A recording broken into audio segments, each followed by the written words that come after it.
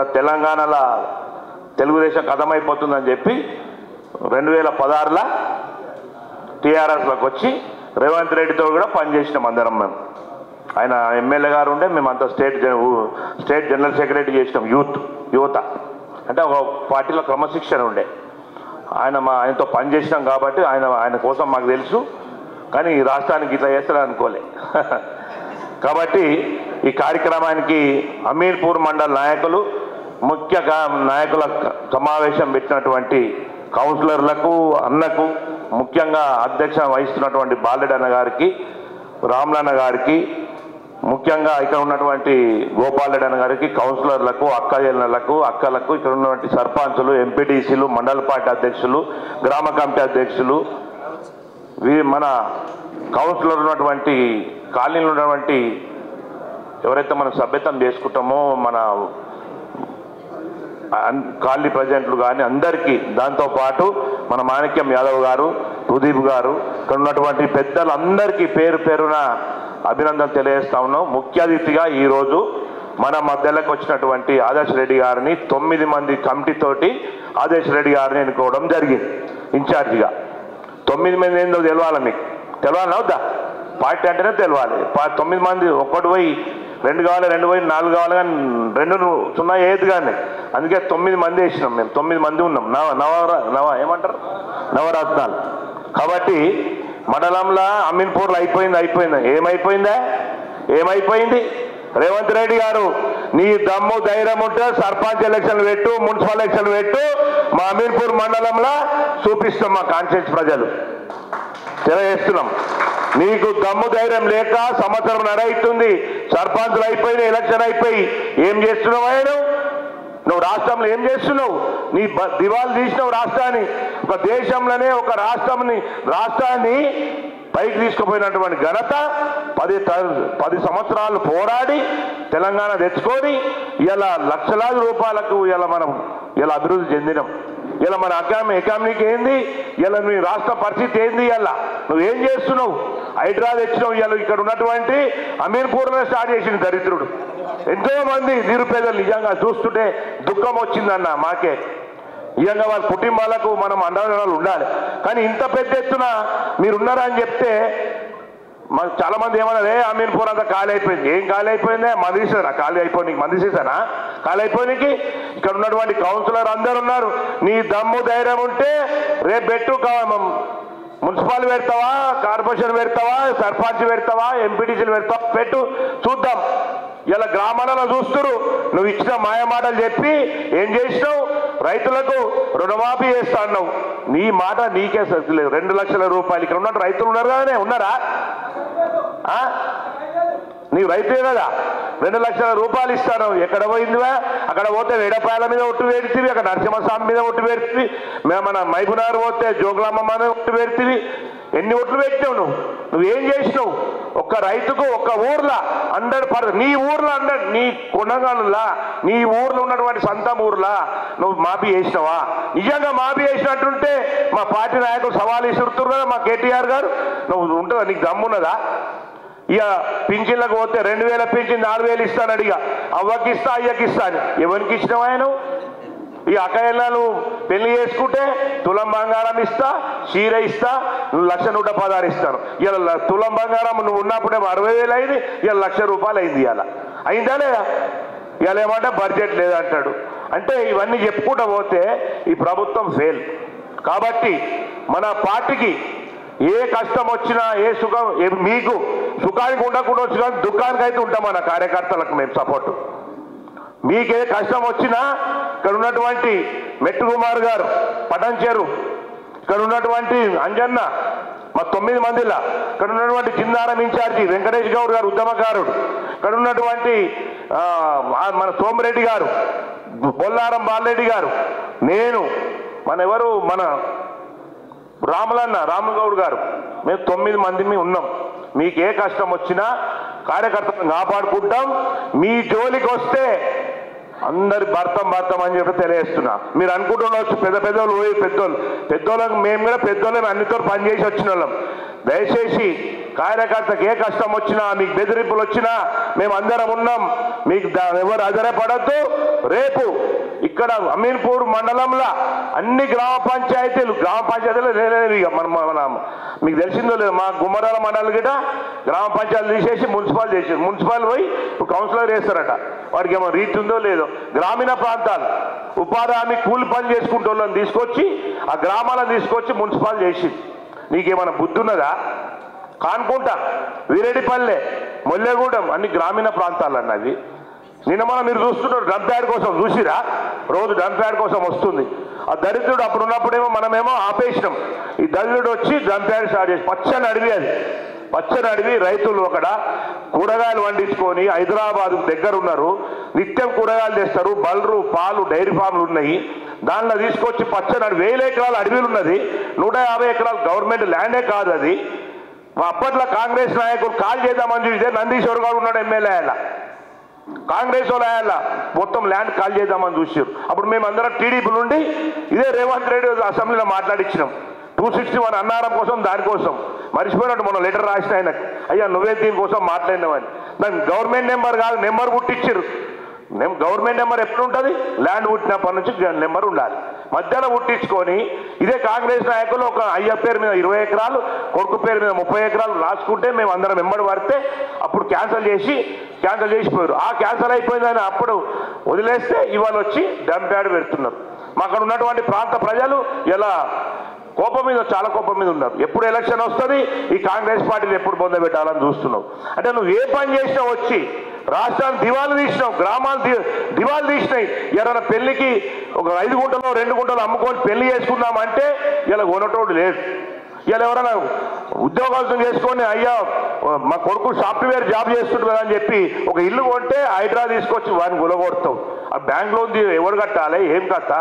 నువ్వు ఏం చేస్తున్నావు? ఏమవుతుంది నువ్వు? దయచేసి ఇంత మంచి చాలా టైం అవుతుంది కాబట్టి ఇంత మంచి కార్యక్రమం ఏర్పాటు చేసిరన్నా. ఇప్పుడు మనం 27 తారీఖు నాడు పోవాలి కాబట్టి అందరం జర మహిళలను కాకుండా పెద్ద మనుషులు కాకుండా జర వయసులమే పోదాం. ఎందుకంటే దూరం ఉంది కాబట్టి జర క్రమశిక్షణతో పోయి పోయి వస్తే మంచిది. కాబట్టి మనం ఈ సభను విజయవంతం చేయాల్సిందిగా కోరుతా ఉన్నాం. ఇంకా ప్రభుత్వం మీద మాట్లాడుకునేది ఇంకా రేపు మళ్ళీ కాన్షియస్ మీటింగ్ పెట్టుకుందాం, ఒక 10,000 మందితో సభ పెట్టుకుందాం, మనం తలకైందో చూపిద్దామని చెప్పి ఇక్కడ ఉన్నటువంటి నాయకులు ఎవరు అధైర్యపడద్దు. ఇంకొకటి చెప్తా ఉన్నాం, ఎవరైతే కష్టపడే నాయకులు ఉంటారో, మహిళలైనా జెంట్స్ అయినా, ఇక్కడ 9 మంది చేతుల్నే ఉంటుంది. మేము అందరం గమనిస్తాం. ఏదో ఆదర్శ్ రెడ్డి చెప్తానో, కుమార్ చెప్తానో, అంజయ్ చెప్తానో, రామనాన్న చెప్తే టికెట్ రావు. మళ్ళీ చెప్తున్నాం మీకు దయచేసి, అన్ని గమనిస్తున్నాం. 9 మంది ఎందుకు వేసినాం? ఏ నాయకుడు ఎవరు ఎక్కువ పని చేస్తారు, ఏమవుతుంది, రేపు ఎవరికి టికెట్ ఇవ్వాలి, ఏం లేదు.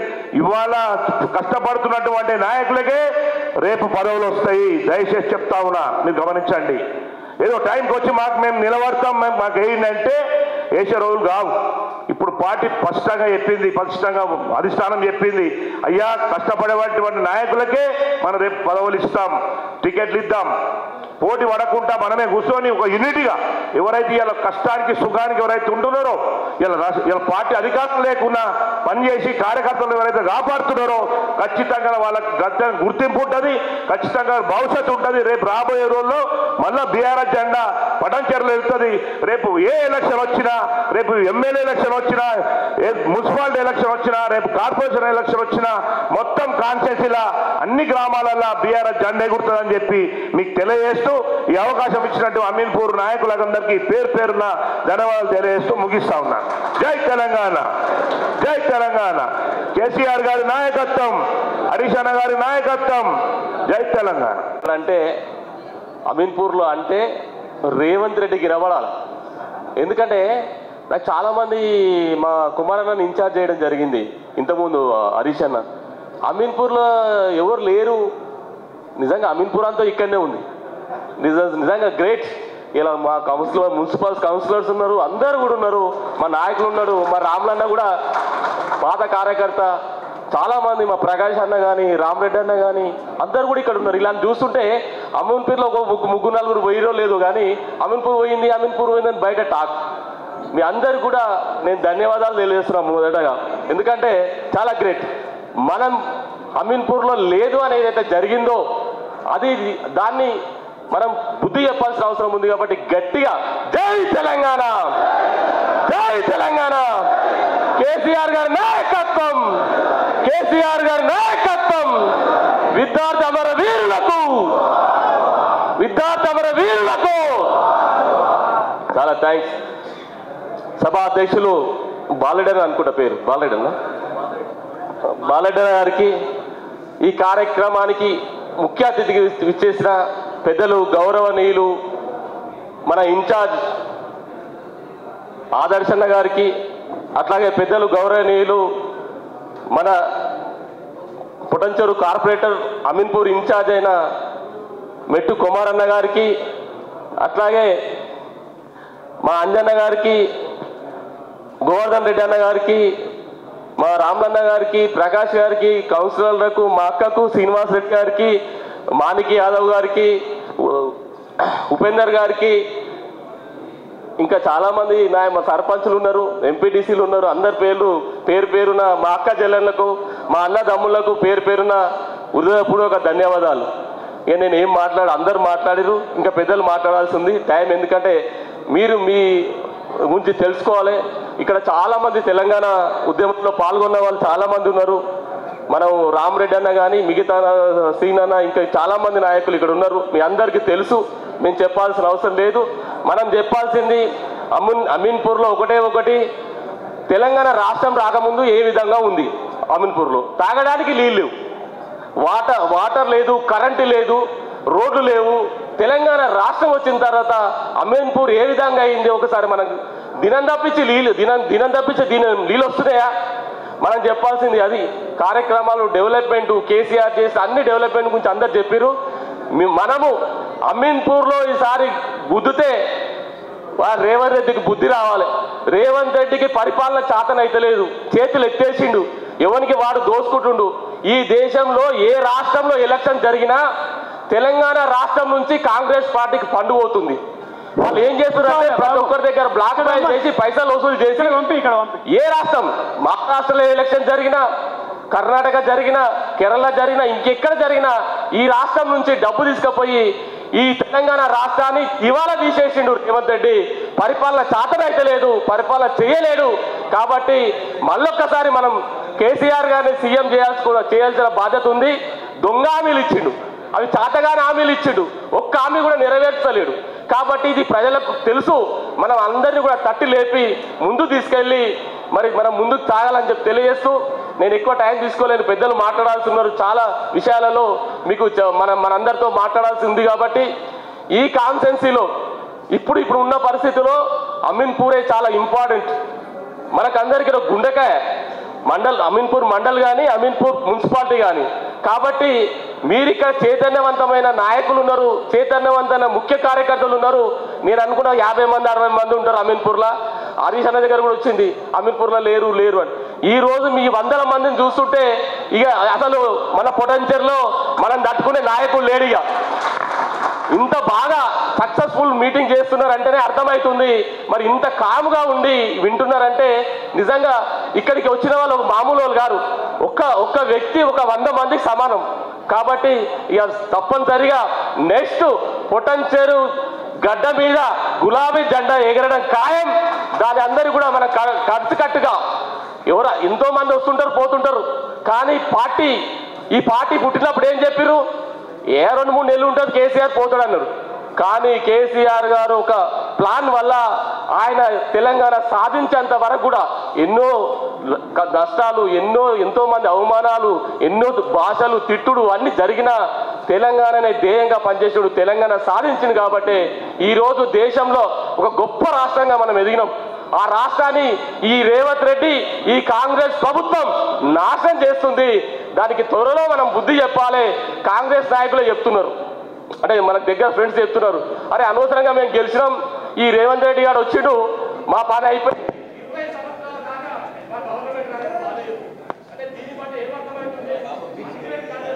గెలుస్తున్నాం కాబట్టి భయపడవలసిన అవసరం లేదు. ముందుకు సాగుదాం. పెద్ద నాయకులు, గొప్ప నాయకులు మనతో పాటు ఉన్నారు. చాలా అనుభవం ఉన్న నాయకులు ఇక్కడ ఉన్నారు. వీళ్ళందరినీ ముందు తీసుకుపోవడానికి మీకు ఏ కష్టం వచ్చినా, కొన్నిసార్లు ఉద్యమకారులను కానీ నాయకులను కానీ పట్టించుకోకపోవచ్చు. కానీ ఇప్పుడు అట్లా కాదు. మీరు ఏ విషయంలో ఎక్కడ ఫోన్ చేసి చెప్తే ఏ ఇబ్బంది అయినా మేమందరం కూడా ఒక 9 మందితో కమిటీ చేయడం జరిగింది. ఆదర్శ ఆధ్వర్యంలో మీ అందరికి కూడా అందుబాటులో ఉంటాం. ఏ కష్టం వచ్చినా సరే, ఎవరిని బెదిరించినా సరే భయపడేది లేదు. ఆందోళనకే భయపడలే. అంటే అప్పుడున్న ఆంధ్రోలు, ఇప్పుడున్న ఆంధ్రోలు కాదు, అప్పుడున్న సమైక్య రాష్ట్రంలోనే భయపడలేము మనం. ఇప్పుడు ఎట్లా భయపడతాం? కాబట్టి ఎవరికి భయపడవలసిన అవసరం లేదు. ముందుకు సాగుదాం. ఈ పొటెన్షియల్ గడ్డ పైన, అమీన్పూర్ గడ్డ పైన కూడా గులాబీ జెండా ఎగరాలని చెప్పి తెలియజేస్తూ, నాకు ఈ అవకాశం ఇచ్చిన మన అధ్యక్షునికి, మిగతా నాయకులందరికీ పేరు పేరున తెలియజేస్తూ, మళ్ళొక్కసారి గట్టిగా జై తెలంగాణ అంటే అదిరిపోవాలి. జై తెలంగాణ.